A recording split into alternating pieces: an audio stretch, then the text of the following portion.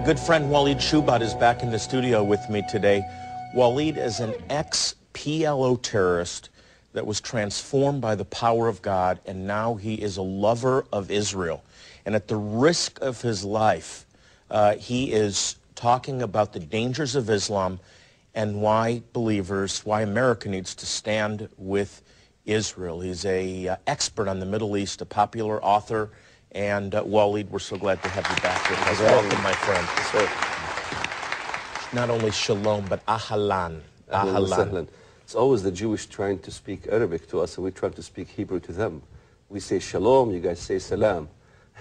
Yeah, the Sephardic do a little bit better than us Ashkenazis, I think.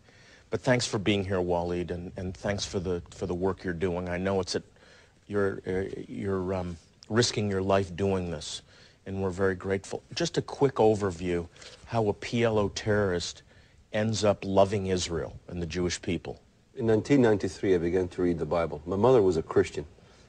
She's an American, and she lived in the Middle East for 35 years against her will. She was not allowed to leave back to her country. And in 55 Muslim states, Jonathan, not one of them is signatory to the Hague Convention, which means if you have children overseas by a Muslim father, you can forget about them going home to America or to the West. So living in the Middle East, growing up under the Islamic culture, the Islamic education, from kindergarten all the way to high school, the ideology of Islam, the way we learned it, was to give our lives as martyrs in the end. Where were you living, by the way, during this time? Bethlehem, Israel. And in 1993, my life took a turn. And after living a life of terrorism, planting a bomb, ended up in prison, came to the States, was involved in the Muslim Brotherhood here in the early 80s. In 1993, my life took a turn. I was attempting to convert my wife. She was a Catholic. I wanted her to become a Muslim. So she asked me, why should I change my faith? And so I said, well, the Jews corrupted the Bible. The Bible is corrupt. The Jews are prophet killers. The Jews spread mad cow disease. The Jews put infertility drugs for the Palestinians. I mean, everything under the sun is always blamed at the Jews. Yes, even those things against the Jews are blamed on the Jews. Everything. Yeah. And so I began to read the Bible. I was fascinated with it. I began to look at Genesis 3:15. I will put enmity between you and the woman. Me and my wife were not getting along. We were fighting like cats and dogs. In other words, Satan hated the woman the most because she brings forth the seed of the Messiah. The Messiah is virgin born, born from a virgin.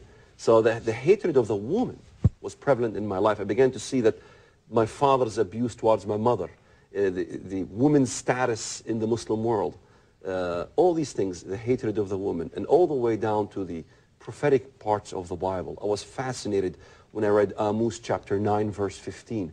I will plant them in their land, and no longer shall they be pulled out of that land. You know, that land issue was a major issue to us Palestinians. Yes. By the time I reached Joel 3, I will gather all nations into the valley of Jehoshaphat. Then I will enter into judgment against them. Wow. Why? It tells it very clearly. For the Gentiles basically have scattered my people. They have also divided up my land. God is into politics. God is into this issue of the land called Israel. Yes, we're trying to divide it, create a Palestinian state.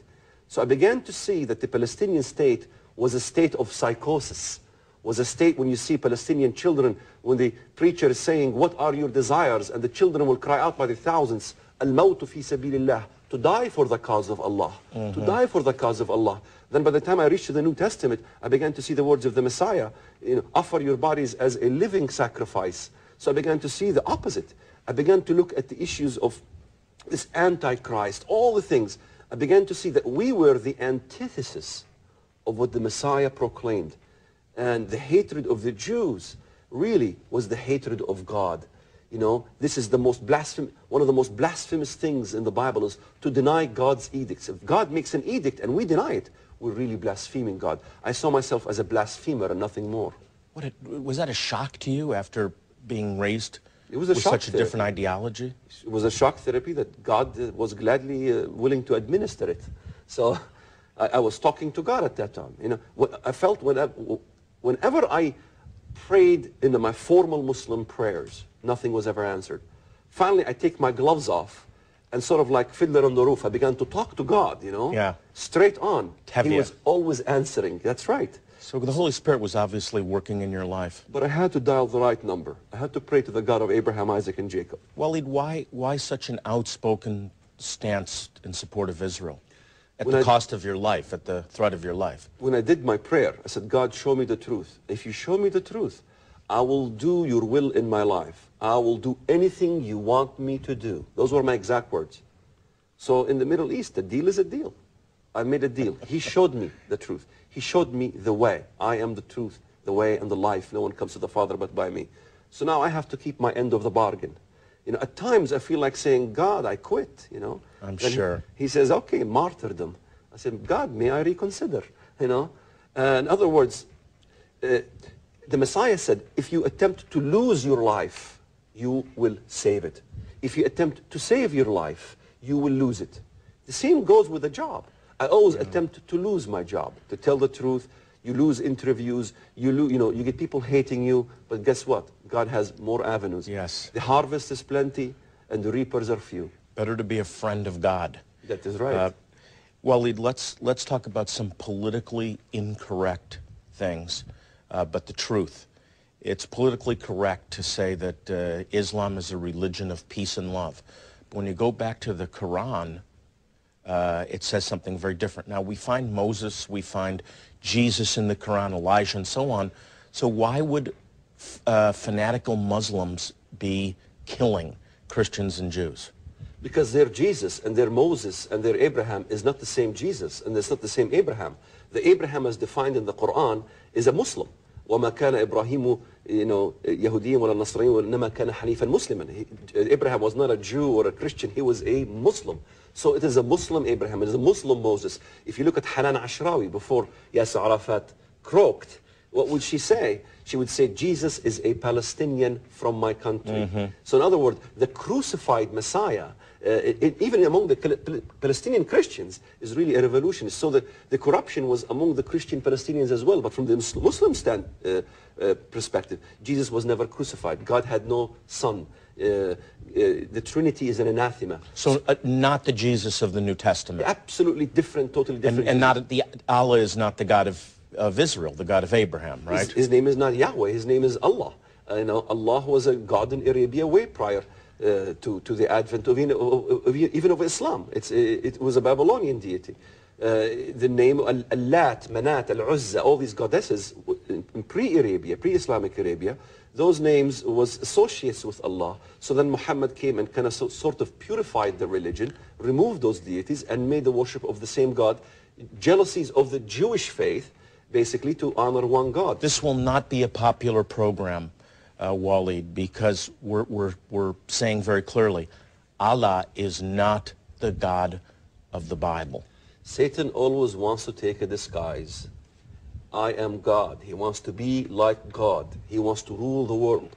In fact, the way the Quran describes God, if you look at the description of God in the Quran, he is Maliki Rabbil Alameen. He is the king of the worlds, this world and the underworld. Why is Islam not a religion of peace and love, as people are saying it is, very specifically? The Bible is about Calvary. Islam is about cavalry. Just a few letters switched. Islam is a religion that Muhammad said very clearly, أمرت أن أقاتل الناس حتى يقولوا لا إله إلا الله محمد رسول الله. This is the exact words verbatim. I have been ordered by Allah to fight all nations until all nations say that there is no God but Allah and Muhammad is his messenger. The same offer that was given by Osama bin Laden, the same offer that was given by Ahmadinejad to President Bush in a letter saying, Aslim Tuslam, declare there is no God but Allah, you will be at peace. So if you are a Muslim that believes in the Quran, then you believe in let me say this again. So if you are a Muslim that believes in the Quran, you believe in violence.